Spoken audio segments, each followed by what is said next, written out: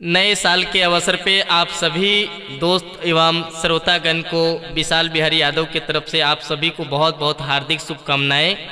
और JDU party के दिल्ली प्रदेश के एवं राष्ट्रीय कार्यालय की तरफ से आप सभी जेडीयू कार्यकर्ता एवं देशवासियों को बहुत बहुत आभार प्रकट जेडीयू पार्टी की तरफ से।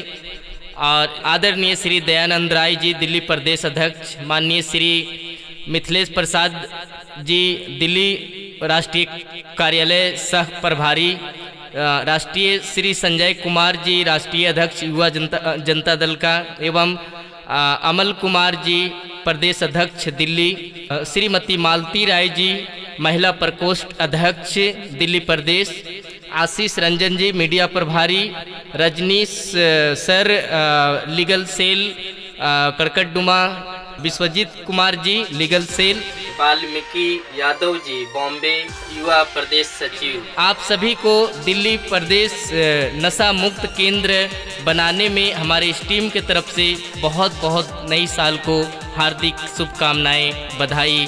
विशाल बिहारी यादव दिल्ली प्रदेश सचिव युवा जनता दल।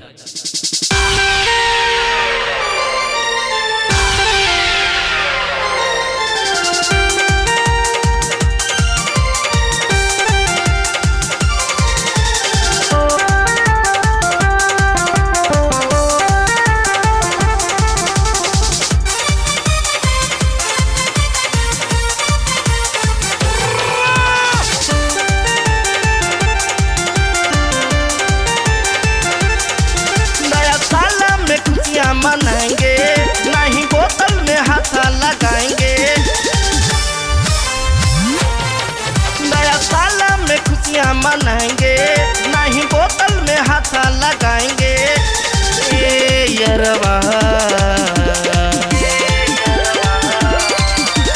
बाबा के बूटी लगाएंगे, बाबा के बूटी लगाएंगे, बाबा के बूटी लगाएंगे, बाबा के बूटी लगाएंगे। नया साल में खुशियाँ मनाएंगे नहीं बोतल में हाथ लगाएंगे, नया साल में खुशियाँ मनाएंगे नहीं बोतल में हाथ लगाएंगे।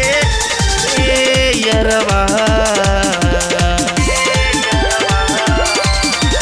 बाबा के बूटी लगाएंगे, बाबा के बूटी लगाएंगे, बाबा के बूटी लगाएंगे, बाबा के बूटी लगाएंगे।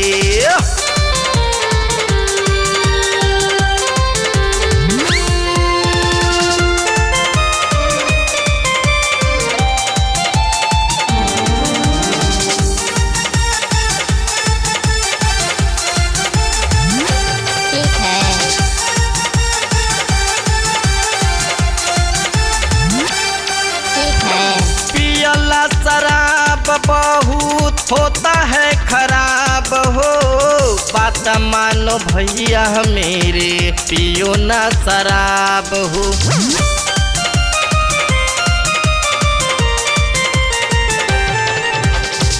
पियला शराब बहुत होता है खराब हो, बात मानो भैया मेरे पियो ना शराब हो। नया साल में बात उठाएंगे दयानंद जी से बताएंगे, नया साल में बात उठाएंगे दयानंद जी से हम बताएंगे।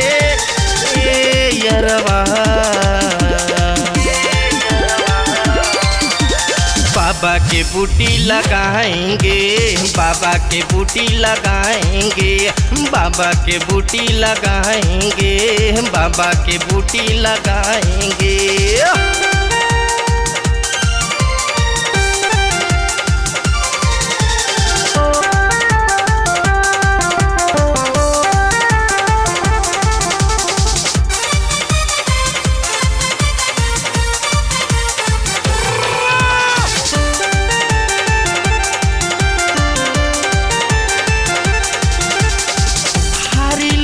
बिक जाता गहना जेवर हो, मेहरी पे महरदा के ढहता कहर हो।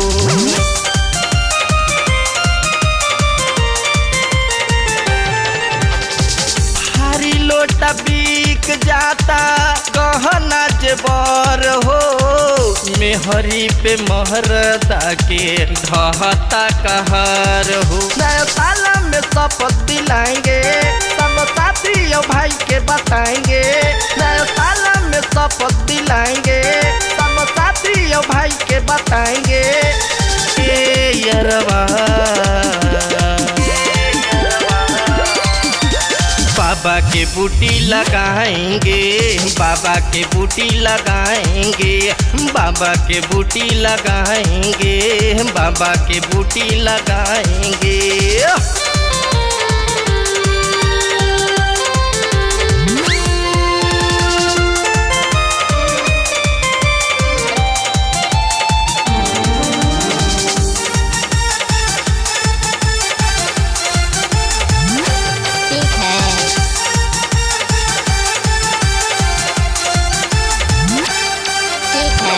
चाहे आवे धमकी चाहे चले अब गोली हो, युवा के रुकी नहीं सत पर बोली हो।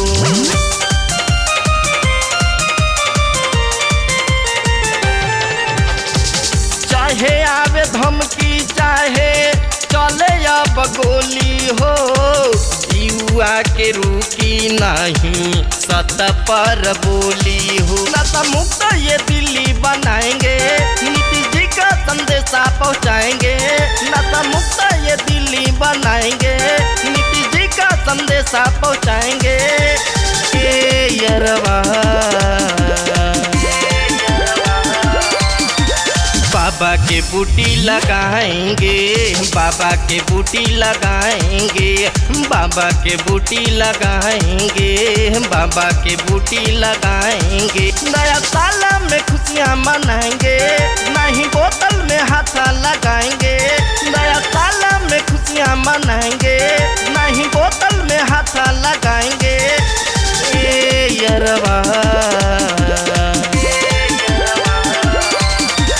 बाबा के बूटी लगाएंगे, बाबा के बूटी लगाएंगे, बाबा के बूटी लगाएंगे, बाबा के बूटी लगाएंगे।